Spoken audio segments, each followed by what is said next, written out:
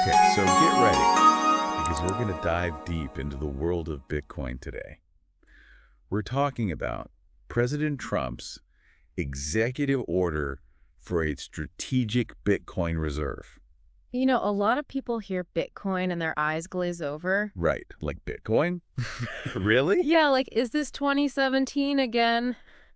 But trust me, this is way more interesting than it sounds. Yeah, this is way more than just like some tech news, right? This is like, it has the potential to really reshape the global financial landscape. Yeah, I think so. And what's really interesting here is it's not like the U.S. government is suddenly going to be buying Bitcoin with taxpayer money. Right. They're basically holding on to Bitcoin that's been seized from criminal activity. Okay.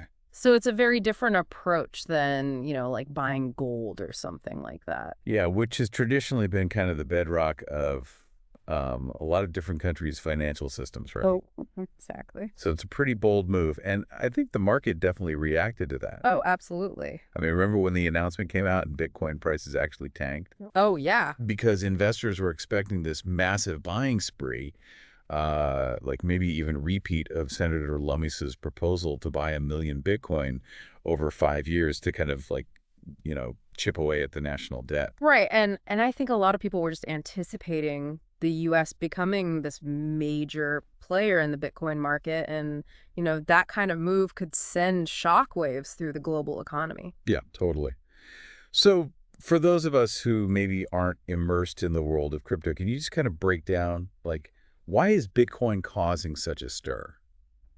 Well, I think, unlike traditional currencies that are controlled by governments and central banks, Bitcoin operates on this fixed supply algorithm. There's only going to ever be 21 million Bitcoin. Okay. So that makes it appealing to people who are maybe wary of traditional financial systems, especially in times of, economic uncertainty. Makes sense. So this isn't just something that's happening like in a vacuum, right? I mean, I was reading that G20 countries, especially in like the Gulf states and the Middle East, are keeping a close eye on this development.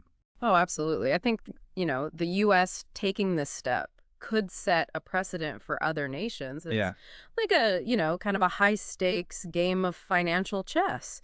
Every move has these global consequences. Right, exactly. And I think that leads into kind of the geopolitical angle of all this. For sure. Because we can't forget about China, right? Right. They might have officially banned Bitcoin mining back in 2021, but they still have the infrastructure to just jump right back in if they see an advantage, right? Exactly, yeah. I mean, they definitely haven't, gotten rid of all of their mining equipment. Right.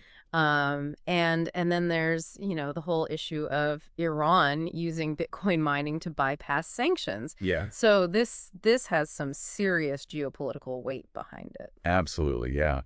So it's interesting. So we've got the U.S. holding this seized Bitcoin, but the executive order also has this intriguing clause, right, about expanding the reserve through what they're calling budget-neutral means. What does that even mean? Well, budget neutral basically means they're not going to be using taxpayer funds to directly buy more Bitcoin. Sure. However, there are these other avenues for expanding their holdings. So what are we talking about? Like, are they just going to confiscate more Bitcoin from illegal activities?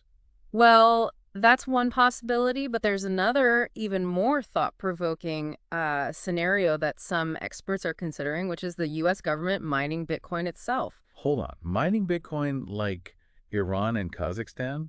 Yeah. I mean, that seems like a pretty radical idea. It does, doesn't it? Yeah. And yet it's a possibility that is actually being discussed. So this budget-neutral loophole opens up this whole Pandora's box of possibilities, and it's going to be really fascinating to see how the U.S. chooses to play this hand. So it sounds like we're talking about a potential energy revolution, almost as much as like a financial one. But, I mean, let's be real for a second. Yeah. There are a lot of mixed reactions to this whole idea of Bitcoin as a reserve asset, right? Yeah. It's not exactly like a universally loved concept. No, you're absolutely right. I mean, the financial world is pretty divided on this. Right. You have some experts, they're fully on board with Bitcoin. They see it as this digital gold that can protect against the volatility and the potential manipulation of traditional currencies. Right. But then you have others who are deeply skeptical. They view it as this highly speculative asset, maybe even like a bubble just waiting to burst. Right. So where do you fall on that spectrum? Like genius move or risky gamble? Well, I mean, it's undeniably a high-stakes gamble. Yeah. On the one hand, you have the potential for Bitcoin to really become a significant player in global finance. Yeah. A hedge against inflation, a way to diversify reserve holdings. Right. But on the other hand, there are legitimate concerns about its volatility, the lack of really comprehensive regulations, and, just the potential for unforeseen risks. Yeah, it makes sense that people are proceeding with caution, especially with, how new this whole cryptocurrency world is. I mean, even the IMF, the International Monetary Fund, they're not exactly thrilled with El Salvador's decision to make Bitcoin legal tender a few years ago, right? That's right, yeah. The IMF has voiced concerns about, the risks associated with El Salvador's move. Right. And their stance reflects this kind of broader hesitation, I think, among a lot of these established financial institutions to fully embrace Bitcoin without, a clearer understanding of what the long-term implications are going to be. So it seems like we're kind of at a crossroads here, right? Yeah. You have the U.S. making this bold move with the strategic Bitcoin reserve. Right. But then you have, these major players like the IMF and even countries with, relatively stable currencies who are still kind of expressing some serious reservations. Yeah, it's like everyone's watching this unfold, just kind of waiting to see how this grand experiment plays out. Right. Will other countries follow the U.S.'s lead and create their own Bitcoin reserves? Yeah. Will Bitcoin, eventually gain mainstream acceptance as a legitimate reserve asset, or will it face some major setback? I mean, these are the questions that, keep experts up at night. And the answers, I imagine, could have a really huge impact on the future of, the global financial system as we know it. Oh, absolutely. I mean, this is more than just a technological innovation. This is a potential paradigm shift. Right. I mean, we're witnessing the early stages of a financial revolution, and it's impossible to predict with certainty where it's going to lead. This whole thing just feels like a massive wait-and-see game. Precisely. Yeah. And the stakes are incredibly high. I guess the big question is Bitcoin the future of finance? Or is this all going to come crashing down? Like, what do you think are the chances we'll see more countries taking this plunge and creating their own Bitcoin reserves? Yeah, that's the million-dollar question, isn't it? It's really tough to say, for sure.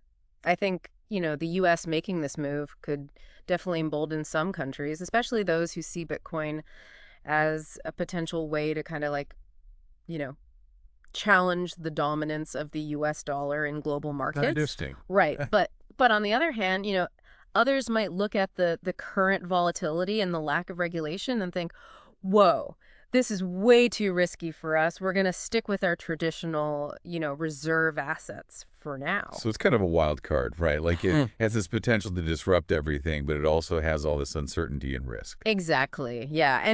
And that uncertainty is what makes this so fascinating to me, to be honest. Like we're watching this financial revolution unfold in real time, and it's impossible to predict with any certainty what the long-term consequences are going to be. Like, will we see the emergence of this like multipolar financial system where Bitcoin plays this significant role? Or will governments and central banks, find ways to regulate and control it, that maybe even create their own like centralized digital currencies? I mean, it's mind-boggling to think about all the potential scenarios, and this executive order might be like just the tip of the iceberg when it comes to Bitcoin's impact on the global stage. I think you're right. Yeah, this is a story that's still being written, and who knows, the next chapter could be the most exciting one yet. We're going to have to keep a close eye on how governments and central banks and investors,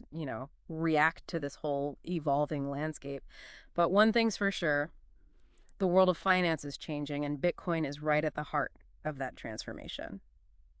Well, that's all the time we have for today's deep dive into President Trump's Bitcoin gamble. It's a story full of twists and turns and a whole lot of unknowns. Hopefully this is giving you some food for thought as you navigate this fascinating and rapidly evolving world. Until next time, keep diving.